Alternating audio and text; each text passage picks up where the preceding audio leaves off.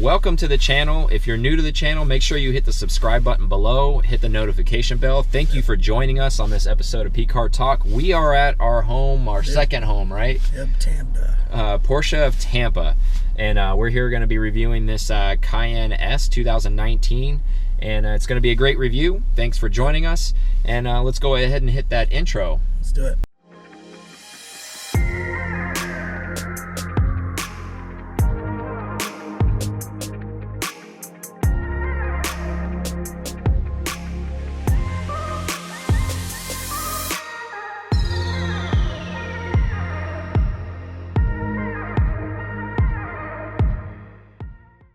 We want to thank Porsche of Tampa so much once again, our second home, for allowing us to review cars. They're giving us this basically brand new Cayenne to drive, as all the cars they give us are brand new, and a great partner of ours, and we couldn't do what we're doing without their support. So we want to just, you know, thank them once again and being such a supporter of what we're doing. So let's get into the review a little bit.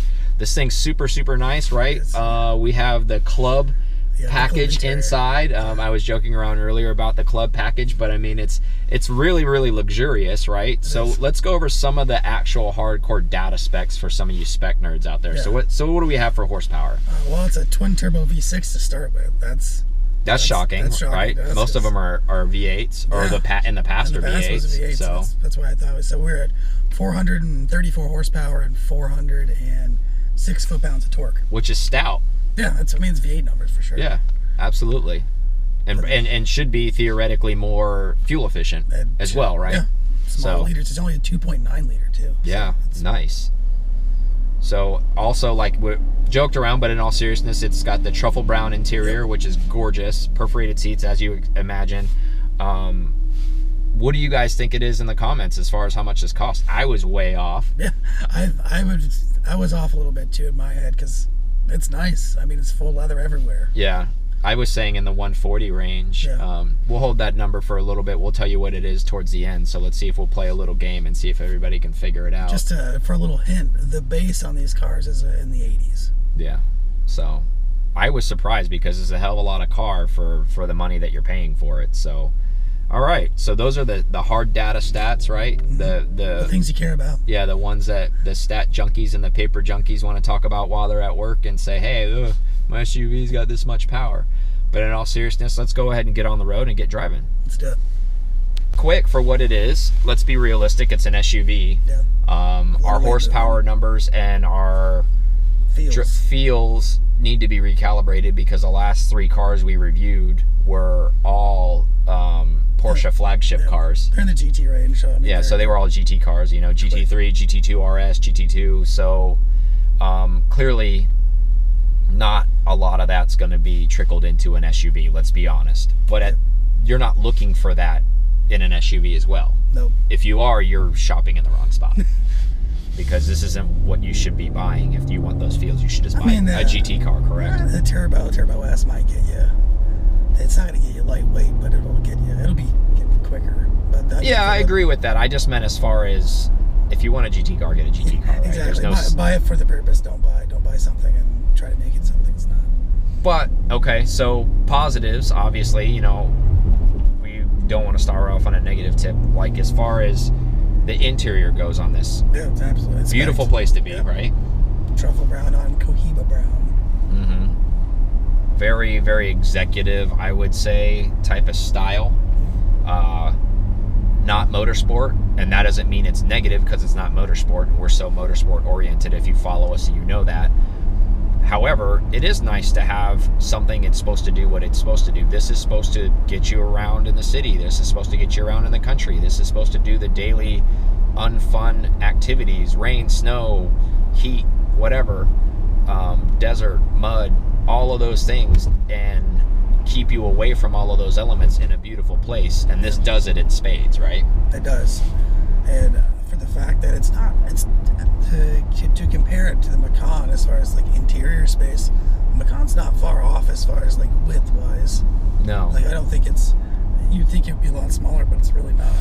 Yeah, and to put that, this is Porsche's. Obviously, if you're new to Porsche for whatever reason and you're watching this video and you're shopping maybe SUV, this is not the kind of SUV as Escalade or one of those type of like larger SUVs. This isn't that. This is a sporty SUV. Even though this is Porsche's large SUV for them, this is still not a large SUV by any means.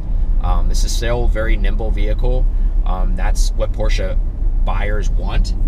They don't want some big lumbering SUV.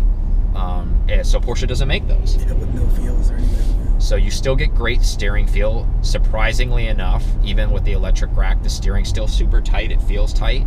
It doesn't feel abnormally light, you know, as far as maybe when you are driving some type of SUV where you just have the floating feel.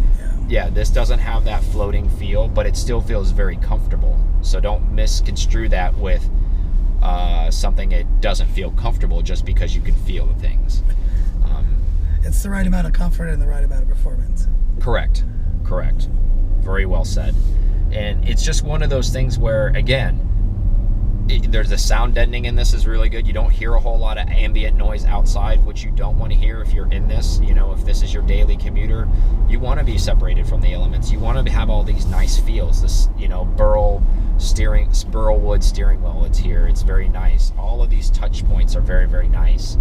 There's no sporty side of this of trying to pretend this to be something that it's not. There's no Alcantara in here. There's no, oh, hey, let's pretend we're something we're not. And I actually can appreciate that more, that it's not like that, because I feel it should be more this way as opposed to, well, I want to do brushed aluminum. And, you know, and I'm not hating if that's what you want, to each their own, but I feel like maybe in an SUV, you want to feel a little bit more luxurious, correct?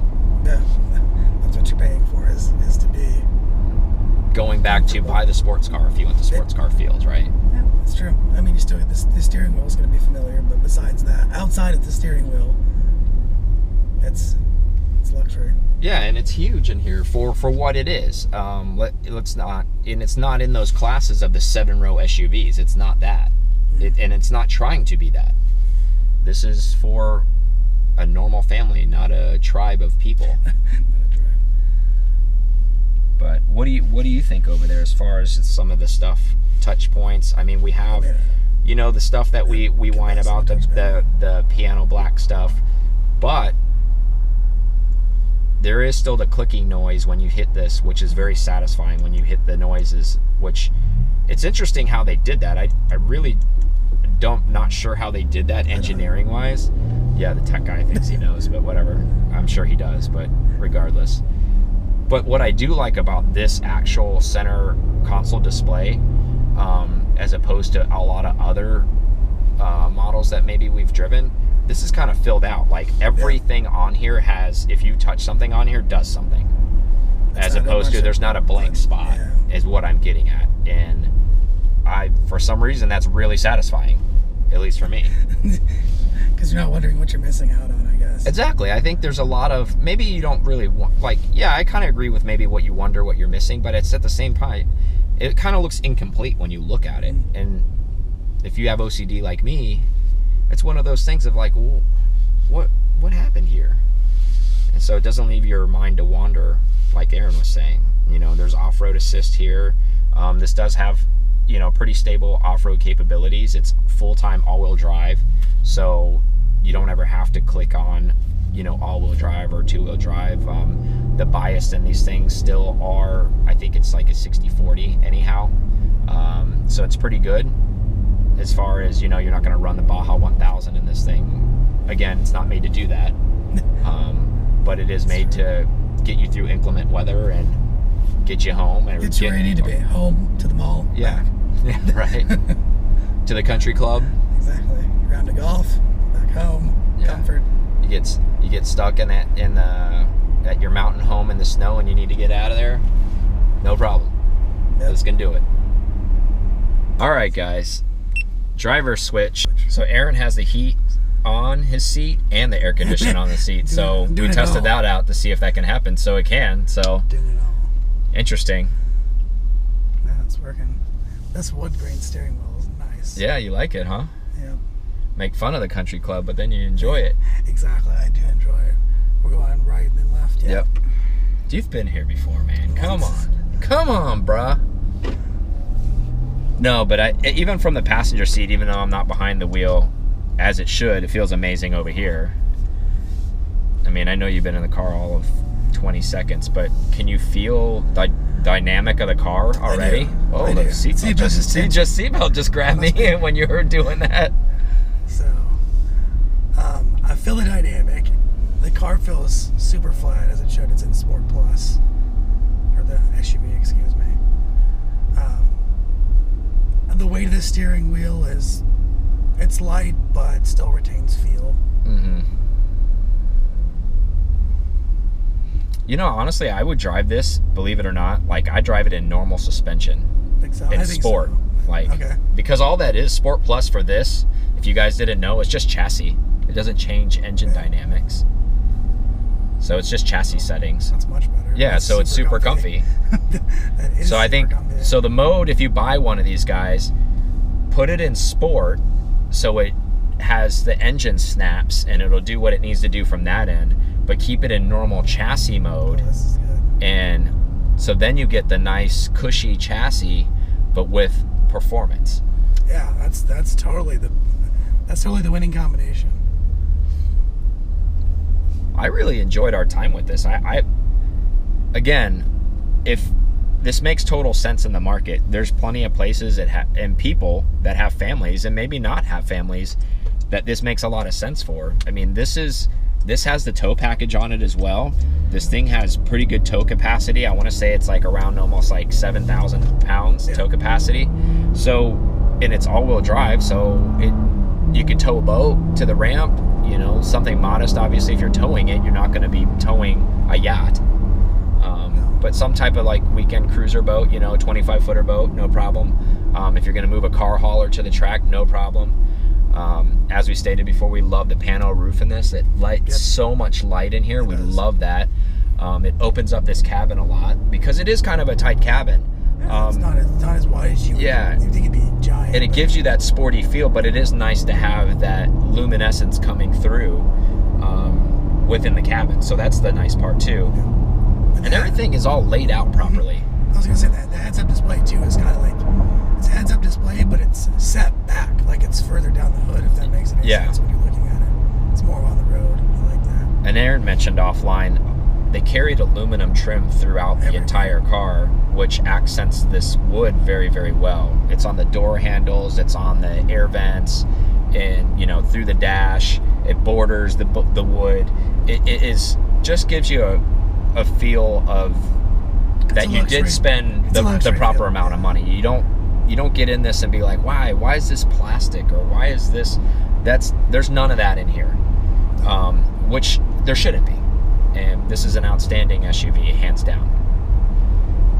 Yep. Set of golf clubs to the country club. That's right. Or go to the lake house, whatever, you know, take the fam. Exactly. Whatever you're doing. This is it. This is a good one. So it's the business. Yay! It is. We likes it. We likes it very, very much. Comfortable over there in the driver's seat? It is. Those heat and air conditioning on, it's glorious over here. But I think that like the winning spot is that normal suspension. It's cloud-like. Yeah, it's not harsh, right? And then combined with not trying to drive it like a race car, the motor's fine. Absolutely. It's not laggy or anything. 100%. Well, we want to thank you guys so much for joining us on this video, the review of the 2019 Cayenne S. Make sure that you subscribe below to the channel. Yep. That would help us out a lot, and that will help you out a lot because we do Porsche content. And if you love Porsche content, you will see everything that we put out if you do that. Notification bell, bang, do all that stuff. We love you guys. We want to thank Porsche of Tampa once again for supplying this vehicle, and we will see you guys on the next one. See ya.